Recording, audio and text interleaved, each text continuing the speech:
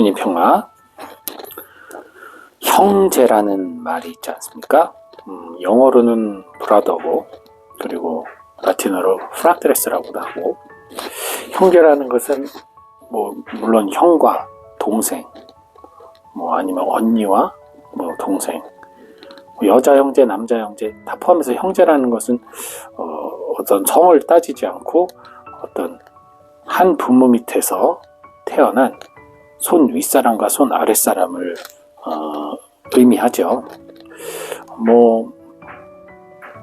삼국지 같은 책에서도 유비하고 관우하고 장비가 무화과나무 아래서 의형제를 맺죠.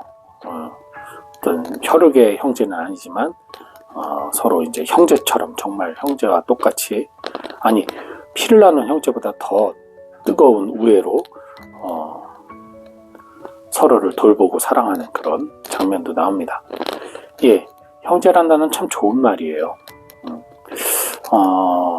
교회에서는, 특히 우리 가톨릭 교회에서도 마찬가지지만 개신교에서도 똑같고, 또 저희 같은 수도자들은 함께 살아가는 사람들을 형제라고 부릅니다. 스님들은 이제 자매라고 부르기도 합니다. 우리나라에선 형제, 자매라고 나누지만 보통 우리 미사 경문에도 그렇고 보면 그냥 형제 여러분이라고 돼 있어요. 그것은 형제를, 남자를 지칭하는 것이 아니라 남녀 모두 지칭하기 때문에 그냥 형제라고 표현하기도 합니다. 아무튼 우리 교회에서는 함께 신앙하는 이 사람들을 형제라고 불러요. 형제 자매지만 한국에선 어쨌든 형제라고 부릅니다. 그 이유가 뭘까요? 당연히 한 분이신 하나님 아버지 안에서 서로 같은 항열에 존재하는, 즉 하느님을 아버지 중심으로 두고 그 아래에서 같은 항열로 서로 평등함을 유지하는 관계이기 때문에 형제라는 단어를 씁니다. 물론 형제라고 해서 다 똑같지 않아요.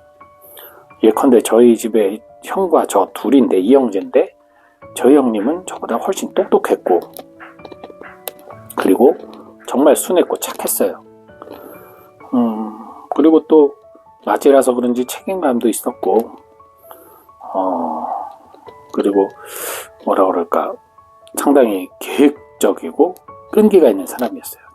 이 말은 지금 얘기한 것이 저는 없었다는 얘기입니다. 반면에 형님이 없었던 것은 뭐냐면 말주변이 좀 없었고, 또 겁이 좀 많았어요. 그리고 표현력이 좀 부족했고, 공감력이 좀 떨어졌어요. 이 말은 반대로 제가 그 부분은 형보다는 좀 낫었다는 얘기죠. 어쨌든 서로의 장단은 분명히 있습니다. 형이라고 해서 다 모든 게 동생보다 월등한 것도 아니고 그런 건 아니지만, 그래도 분명히 같은 부모님 뱃속에서, 부모님을 통해서 같은 어머니 뱃속에서 나왔지만 형과 저는 엄연히 전혀 다른 존재였고, 또 잘 할 줄 아는 거, 하지 못하는 것이 달랐고, 좋아하는 것이라는 것도 달랐단 말이죠. 같은 형제라고 해서 그래서 같은 게 아니란 얘기예요. 그래서 우리도 형제 자매들과 함께 한 하느님을 믿고 있지만 다를 수밖에 없는 겁니다.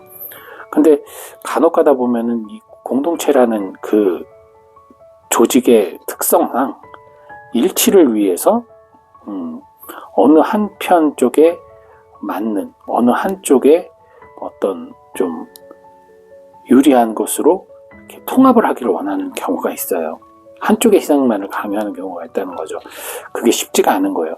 모두를 만족시키는 법은 사실은 없거든요. 그렇기 때문에 어떤 타협을 봐줘야 되는데, 예컨대 주임 신부님이 당신이 원하는 상목방향으로만 가다 보면 그 방향에 맞고, 그 방향이 되게 지향을 하고 그 방향을 하면 편한 사람들에게야 환영할 일이지만, 그것이 어려운 사람들에게는 상당한 희생이 요구되거든요.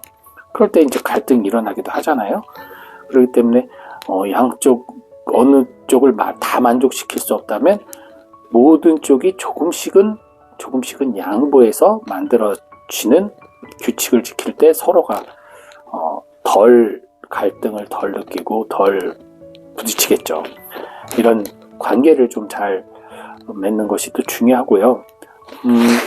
그래서 어쨌든 이 형제라는 개념이 하느님 아래 같은 평등한 관계이긴 하지만 그 안에서의 또 사람들끼리 안에서는 분명히 어떤 다름으로 인한 여러 가지 갈등의 요소도 있을 수 있고, 또 반대로 또 너무나 다이나믹하고 재미있는 흥미로운 요소들도 있을 수 있을 겁니다.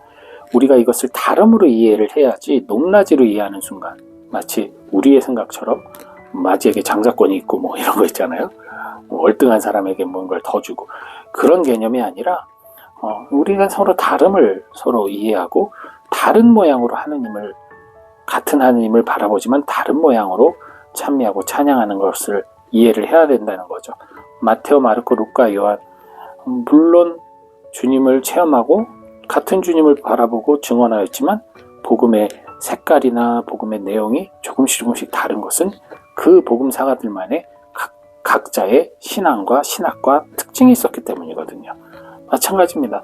내가 믿는 하느님을 남에게 또 똑같이 믿기를 원하고 강요하는 것은 정말 어리석은 생각이에요. 존중을 해줘야 됩니다.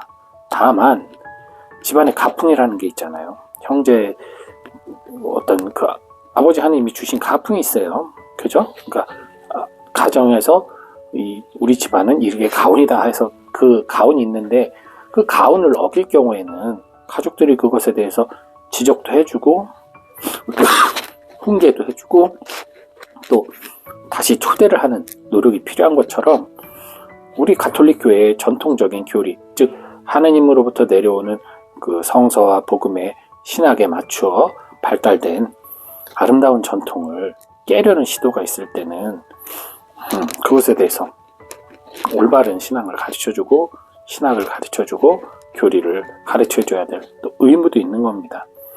배척하는 게 아니라, 무조건 자르는 게 아니라, 물론 이제 저쪽에서 먼저, 가족에서도 마찬가지예요. 내가 먼저 부모를 버리고 떠난다면 아무리 그리워하고 기다려도 그 가족이 돌아오지 않으면 우리가 어떻게 할 수 없는 것처럼, 신앙을 버리고 떠난 사람들, 돌아오기만을 기도할 수밖에 없는 사람들에게 우리가 어떻게 할 수는 없어요. 하지만 적어도 한 믿음 안에서 자기의 다양성을 주장하다가 갈등이 났을 때는 최대한 인내심을 가지고 품어줄 수 있는 노력이 필요합니다. 그것이 형제의 사랑이고 우애이겠죠. 끝까지 노력해 주는 거죠. 물론 그것이, 그 노력이 숲으로 돌아갈 수도 있어요. 하지만 그럼에도 불구하고 우리가 끊임없이 인내하면서 다시 하느님의 품을, 하느님 아버지의 뜻을 벗어나는 이들을 품어주려 할 때, 그러한 인내의 자세가 회개로 이끌어주는 가장 큰 어떤 본보기가 되지 않을까 싶습니다. 형제간에 사이좋게 지내라, 우애 있게 지내라, 그 말 하는 것처럼 우리 공동체, 믿음의 공동체 안에서는 사랑이 바탕이 되지 않으면 이것은 유지가 될 수가 없어요. 사실 저도 저희 수돈이 큰 수돈도 아니고 사람이 그렇게 많지도 않지만 저희 안에도 분명한 갈등이 있고, 제가 더 좋아하는 형제가 있고 덜 좋아하는 형제가 분명히 있습니다.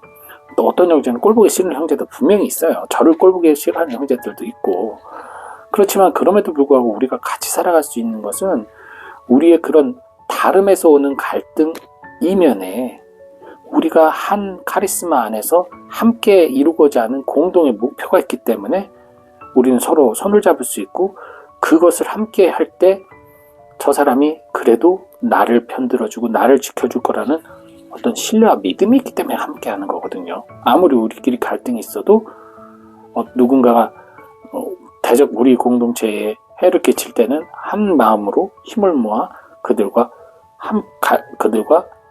대항할 수 있는 그런 서로의 간에 신뢰가 있기 때문에 같이 사는 것이, 그렇지 않고 내 성격과 그 성격의 차이 안에서 오는 갈등을 그대로 만약에 제가 받아들이고 있다면 아마 못 삽니다. 지옥이죠, 그러면.